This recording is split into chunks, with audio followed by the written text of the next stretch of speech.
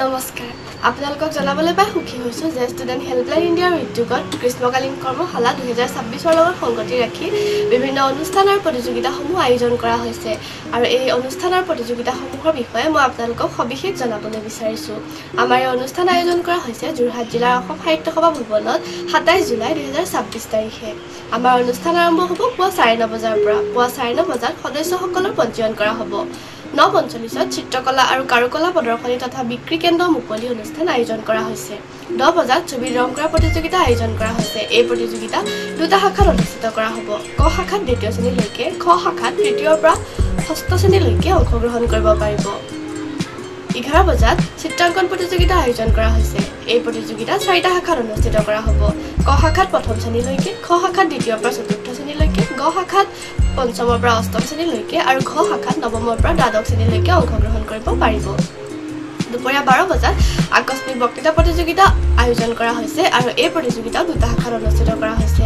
ক শাখাত পঞ্চম শ্ৰেণীলৈকে, খ শাখাত ষষ্ঠৰ পৰা দশম শ্ৰেণীলৈকে অংশগ্ৰহণ কৰিব পাৰিব। 12:30 বজাত কাৰুকলা প্ৰতিযোগিতা অনুষ্ঠিত কৰা হৈছে। এই প্ৰতিযোগিতাখন কিছু ব্যতিক্ৰম। কেৱল আঠা আৰু কেঁচিৰ বাহিৰে সকলো পেলনীয়া সামগ্ৰী হোৱাটো নিতান্তই প্ৰয়োজনীয়।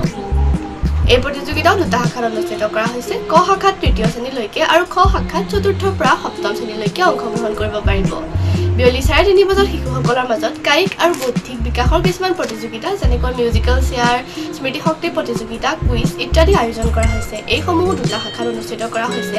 ক শাখাত পঞ্চম শ্ৰেণীলৈকে, খ শাখাত ষষ্ঠৰ পৰা দশম শ্ৰেণীলৈকে অংশগ্ৰহণ কৰিব পাৰিব।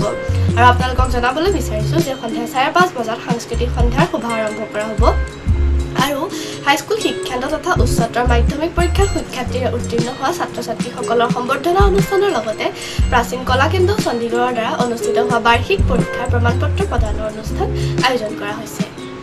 আৰু আমাৰ এই অনুষ্ঠানৰ মুখ্য অতিথিৰূপে আমাৰ মাজত উপস্থিত থাকিব যোৰহাট জিলাৰ আৰক্ষী অধীক্ষক শ্ৰীযুত শুভ্ৰজ্যোতি বৰা ডাঙৰীয়া, ষ্টুডেণ্ট হেল্পলাইন ইণ্ডিয়াৰ প্ৰতিষ্ঠাপক তথা মুখ্য সঞ্চালক শ্ৰীযুত আবুল কালাম ডাঙৰীয়াই যোৰহাটবাসী ৰাইজৰ উপস্থিতিৰ লগতে সকলো ধৰণৰ সহায় সহযোগিতাৰ কামনা কৰিছে।